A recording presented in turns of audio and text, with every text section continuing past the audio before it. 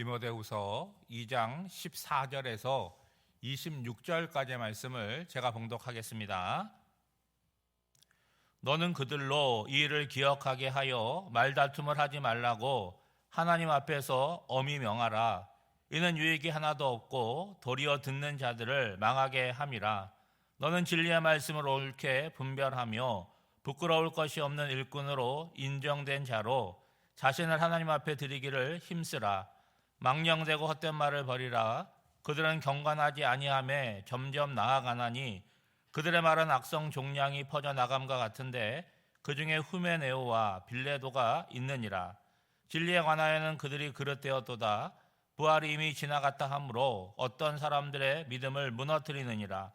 그러나 하나님의 견고한 터는 섰으니 인침이 있어 일러스되 주께서 자기 백성을 아신다 하며 또 주의 이름을 부르는 자마다 불의에서 떠날지어다 하였느니라. 큰 집에는 금그릇과 은그릇뿐 아니라 나무그릇과 질그릇도 있어 귀하게 쓰는 것도 있고 천하게 쓰는 것도 있나니 그러므로 누구든지 이런 것에서 자기를 깨끗하게 하면 귀히 쓰는 그릇이 되어 거룩하고 주인의 쓰심에 합당하며 모든 선한 일에 준비함이 되리라. 또한 너는 청년의 정욕을 피하고 주를 깨끗한 마음으로 부르는 자들과 함께 의와 믿음과 사랑과 화평을 따르라. 어리석고 무식한 변론을 버리라. 이에서 다툼이 나는 줄 알미라. 주의 종은 마땅히 다투지 아니하고 모든 사람에 대하여 온유하며 가르치기를 잘하며 참으며 거역하는 자를 온유함으로 훈계할지니 혹 하나님이 그들에게 회개함을 주사 진리를 알게 하실까 하며 그들로 깨어 마귀의 올매에서 벗어나 하나님께 사로잡힌 바 되어 그 뜻을 따르게 하실까 함이라. 아멘. 오늘 본문은 여러 이야기를 하는데 비유가 나와 있는 20절 말씀을 중심으로 좀 생각해 보려고 합니다. 여러분 20절 말씀에 보면 큰 집에는 하면서 금그릇과 은그릇뿐 아니라 나무그릇과 질그릇도 있어 귀하게 쓰는 것도 있고 천하게 쓰는 것도 있다라고 하나의 비유의 말씀이 나옵니다. 여기서 큰 집이라고 하는 것은 하나님의 집, 교회를 말하는 거예요. 어떤 하나의 개교회를 말하는 것이 아니라 하나님의 나라, 전체 교회를 의미하는 것입니다. 그러면 그곳에서는 누가 있겠습니까? 하나님을 믿는 성도들 얼마큼 있겠습니까? 아주 많이 있겠죠. 그것을 마치 부엌에 있는 그릇에 비유를 하는 거예요. 뭐가 다릅니까? 재료가 다르다는 거예요. 금이 있고 은이 있고 나무가 있고 흙으로 만들었다는 거죠. 근데 공통점은 뭡니까? 무언가를 담는 그릇이라고 하는 거죠. 여러분 값어치로 따지면 요즘 뭐 금값 엄청나게 비싸지 않습니까? 금과 은이 귀한 것 같고 나무나 질그릇이 천한 것처럼 느껴지죠. 그런데 주인이 사용함에 있어서는 두 종류가 있다는 거예요. 하나는 뭐예요? 귀하게 쓰는 그릇이 있고 또 하나는 천하게 쓰는 그릇이 있다는 거죠. 단순하게 생각하면 금, 은, 그건 주인이 귀하게 쓰는 거겠구나. 그리고 나무와 질그릇은 천하게 쓰는 것이겠구나 라고 생각할 수 있어요. 그런데 오늘 말씀에는 그렇게 나오지가 않습니다. 21절에 보면 천하게 쓰이는 것, 귀하게 쓰는 것의 기준을 제시하지 않습니까? 누구든지 이런 것에서 자기를 깨끗하게 하면 귀히 쓰는 그릇이 되어 거룩하고 주인의 쓰심에 합당하며 모든 선한 일에 준비함이 되리라. 여러분 이런 것에서라고 하는 것은 천하게 사용되는 것을 말하는 거죠. 천하게 사용되는 건 뭐라고요? 나무와 질그릇 같은데 인간적인 생각으로는 주인의 기준에 따르면 어떻다는 거예요? 재질이 중요한 것이 아니라는 거예요. 그 그릇 자체가 깨끗하냐 더럽냐 이 차이라는 거죠. 깨끗하게만 준비되면 주인이 귀하게 사용하겠다라고 말씀을 하시는 거죠. 그러니까 중요한 건 뭐예요? 내가 금인가 은인가 이렇게 중요한 게 아니라 내가 깨끗한 그릇이냐 이게 기준이 된다는 거죠. 그러니까 금이라고 해도 더러우면 안 쓴다는 거예요. 나무 그릇과 질그릇이다로 해도 깨끗하면 주인이 귀하게 쓴다는 거죠. 여러분 사람에 한번 비유해 보죠. 어떤 사람이 있어요. 보기도 좋고 아주 똑똑한 사람입니다. 그러면 사람들이 탐내겠죠. 그런데 써보니까 이 사람이 정직하지 못해요. 그러면 어디다 쓰겠습니까? 그 사람을 귀한 자리에 쓰면 쓸수록 문제가 생길 것이고 그리고 피해를 입지 않겠습니까? 반면에 조금 부족한 사람이 있어요. 보기에 좀 답답한 사람이 있습니다. 그런데 함께 일해보니까 사람이 선해요. 진실합니다. 그러면 어떻게 되겠습니까? 그는 점점 소중한 일에, 귀한 일에 쓰이겠죠. 여러분, 목회자를 한번 예를 들어보겠습니다. 목회자에게 있어서 뭐가 우선이겠습니까? 외모가 우선이겠습니까? 그 속이 중요하겠습니까? 말을 잘하는 것이 중요하겠어요? 그 속에 성령의 충만함이 있는 것이 중요하겠습니까? 어떤 능력이 있다, 재능이 있다, 지식이 있다, 그걸 완전히 무시할 수 없겠지만 그 마음 중심에 하나님을 사랑하는 마음이 있느냐, 교회를 향한 뜨거운 마음이 있느냐, 이게 더 중요하다는 거죠. 여러분, 목회자뿐만이 아닙니다. 오늘 예수를 믿는 성도들도 마찬가지예요. 여러분, 뭐가 필요하겠습니까? 깨끗함이라고 하는 거예요. 신앙생활을 하면 할수록 세상적인 생각과 욕심은 점점 줄어들고 하나님 나라에 대한 어떤 비전이나 그 마음들이 우리 마음을 점점 채워야 되지 않겠습니까? 우리가 하나님께 이렇게 기도할 수 있겠죠. 하나님, 저는 아무리 생각해도 질그릇 같습니다. 그 고백은 정직한 고백일 수 있지만 거기서 끝나면 안 되지 않습니까? 그 다음은 뭐가 필요한 거예요? 질그릇임을 알았으면 금그릇과 은그릇을 부러워할 것이 아니라 오늘 말씀을 기준으로 그럼 하나님께서 귀하게 쓸 수 있는 깨끗한 그릇으로 날마다 준비되어야 된다는 거죠. 오늘 말씀을 다시 보시면 자기를 깨끗하게 준비하면 어떻게 된다는 것입니까? 주인이 귀하게 쓰는 그릇이 된다는 거죠. 여러분, 귀하게 쓴다는 건 어떤 의미가 있는 거예요? 주인의 쓰심에 합당하며 모든 선한 일에 준비가 되는 거죠. 그럼 바울이 왜 이런 이야기를 했을까? 앞뒤 맥락을 보셔야 되는데 지금 디모데가 목회하는 교회는 에베소 교회입니다. 에베소 교회뿐만이 아니라 초대교회는 아주 작은 공동체로 시작이 되었잖아요. 그 공동체의 어려움은 뭐겠습니까? 외부에서 핍박을 하기 때문에 어려운 거잖아요. 그렇죠? 그런데 그 외부에서의 핍박은 교회를 어떻게 만드느냐? 단단하게 만드는 거예요. 왜냐하면 외부의 핍박은 내부의 결속으로 이어지는 거 아니겠어요? 근데 시간이 흘러가면서 초대교회가 작은 공동체로 머물지 않고 하나님께서 은혜를 주시고 또 부흥의 역사가 일어나니까 예수 믿는 사람의 숫자가 점점 늘어나는 거예요. 그러고 나니까 어떤 문제가 생깁니까? 외부의 핍박은 점점 줄어드는데 내부의 문제가 생기는 거예요. 내부의 문제는 뭐겠습니까? 거짓 교사들, 잘못된 교리를 가리키는 사람들이 문제라는 거죠.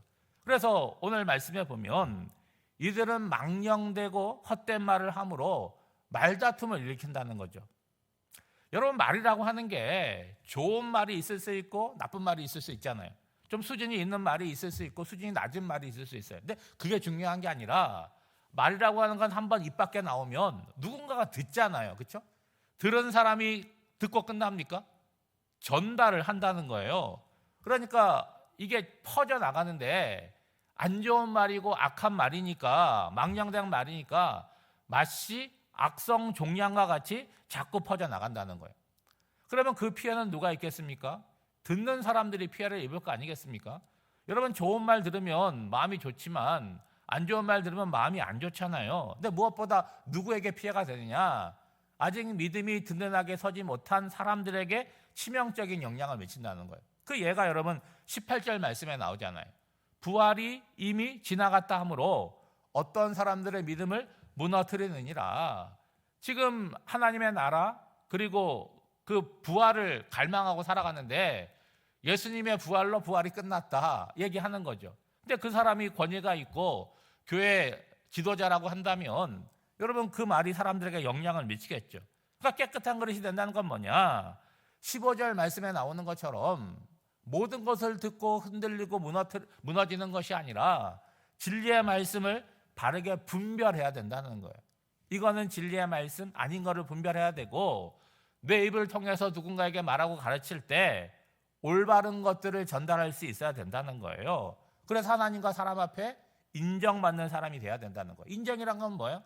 저분이 말하는 거는 맞아, 틀림없어, 이렇게 돼야 되는 거죠. 근데 여러분, 이렇게 하루아침에 되는 것입니까? 남의 것을 듣는 것만으로 되는 거예요? 여러분, 기준이 있어야 되잖아요. 내 눈으로 하나님의 말씀을 읽고 그 말씀이 나에게 기준이 돼야 되는 거잖아요. 그렇죠? 그리고 이것이 인간적인 그런 상황이 아니라 내가 하나님께 기도하고 하나님을 통해서 그 분별력을 받아야 되는 거예요. 바울은 구체적인 실천 방법을 말하고 있는데 먼저 청년의 정욕을 피하라 라고 합니다. 여러분, 청년, 여기서는 아주 우리 교회 청년 정도가 아니라 이렇게 젊은 축을 얘기하겠죠. 여러분, 젊다는 건 뭡니까? 세상에 관심이 많다는 거예요. 유행에 민감하다는 거죠. 그러니까 육체적으로 감정적으로 어때요? 욕망과 충동에 강하게 영향을 받는 거죠. 여러분, 당시 사회는 우상 숭배와 음란함이 만연된 사회였습니다. 그러니까 유행을 따라가다 보면 거기에 휩쓸리게 되는 거죠. 바울은 뭐라고 권면합니까? 그런 것을 피하라고 얘기하는 거예요.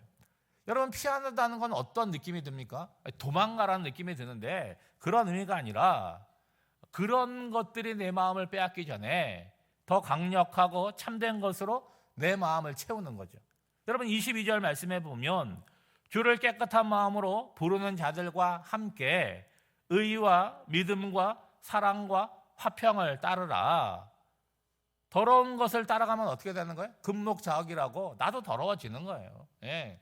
내가 누구와 함께 살아가느냐, 누구와 함께 많이 만나느냐, 그것이 오늘 내가 어떤 사람인지를 알려주기도 하지만 미래의 나를 예측하기도 하는 것이죠.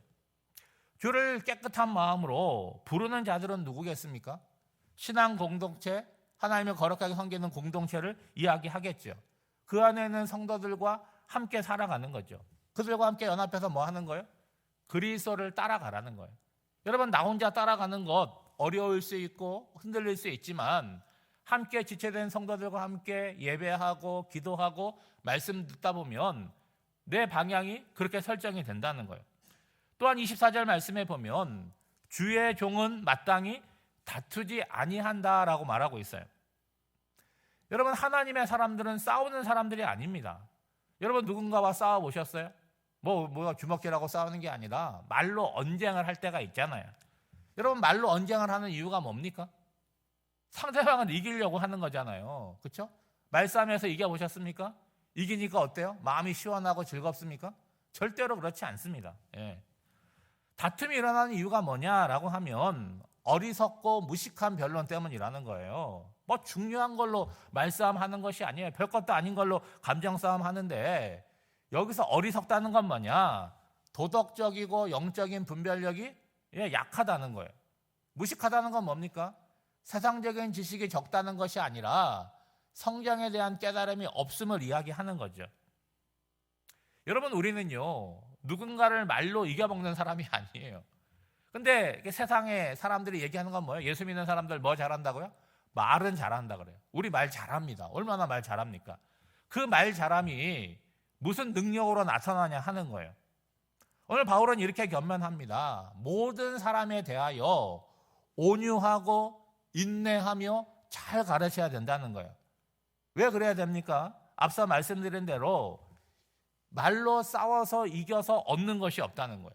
오히려 그 사람을 잃게 되고 관계가 불편하게 된다는 거죠. 그러니까 우리는 세상과 싸우는 존재가 아니라 세상을 사랑하고 섬기며 복음과 진리를 전하는 사람이 돼야 된다는 거예요. 그러므로 거부하고 반대하는 사람들에 대하여 필요한 게 뭐라는 거예요? 온유함과 인내가 필요하다는 거예요. 그것은 우리가 말을 잘함으로 이루어지는 것이 아니라 우리의 태도, 우리의 행동이 그렇게 보여져야 된다는 거죠. 왜 그래야 되느냐? 여러분, 25절에 보면 혹 하나님이 그들에게 회개함을 주사 진리를 알게 하실까 하며 26절에도 보면 마귀에서 벗어나 하나님에게로 돌아올지 모르기 때문이라는 거예요. 여러분, 우리가 판단할 수 없어요. 저 사람은 믿을 만한 사람, 저 사람은 아무래도 안 믿을 사람. 여러분, 그 기준이 어디에 있습니까? 내가 내 감정에 따라 있잖아요. 근데 제가 오랜 교회 생활을 해보면 저분은 금방 교회 나올 것 같은데 몇십 년째 나올 것 같은데 안 나오는 사람이 있어요. 저분은 너무 완고한데 교회 나오겠냐 싶은데 어느덧 교회 나와서 신자가 되어 있어요. 우리가 알 수 없다는 거예요. 누가 그 일을 하는 거예요? 하나님께서 그 일을 하는 거예요. 나는 뭐 하는 거예요? 방해하지 않는 거예요. 내가 망쳐버리지 않는 거예요. 나는 나의 할 일만 하면 되는 건데 그것이 뭐냐? 변론과 다툼을 피하고 하나님의 사람으로 온유함과 인내함을 나타내는 것이죠. 그것이 뭐라는 거예요? 비록 나무에 불과하고 흙에 불과하지만 주인께서 귀하게 사용하시는 깨끗한 그릇의 모습이라고 하는 것이죠. 오늘도 이 말씀을 한번 생각하면서 주님, 저는 금과 은은 아닌 것 같습니다. 저는 나무 그릇 같고 질그릇 같습니다. 그렇지만 주님이 쓰시기에 깨끗한 그릇으로 날마다 준비되겠습니다. 기도하시고 그런 그릇으로 오늘 하루를 살아가시기를 주님의 이름으로 축복합니다. 기도하겠습니다.